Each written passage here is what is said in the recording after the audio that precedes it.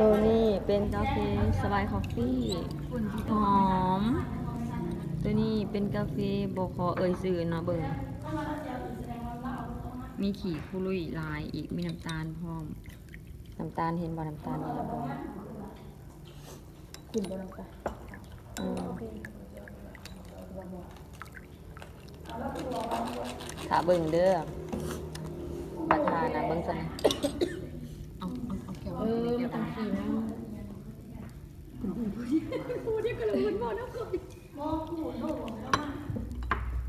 นี่เนาะตัวนี้สิเทน้ำออก มันสิเบียดเอาเห็นเขาเลย น้ำตาลกับ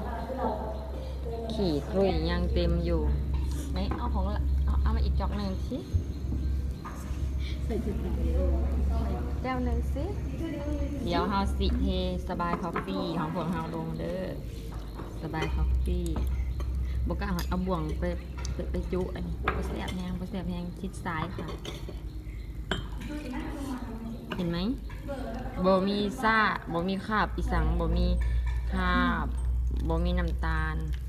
มั่นใจเด้อผู้ใดที่เป็นเบาหวานกินดื่มได้ดื่มสบาย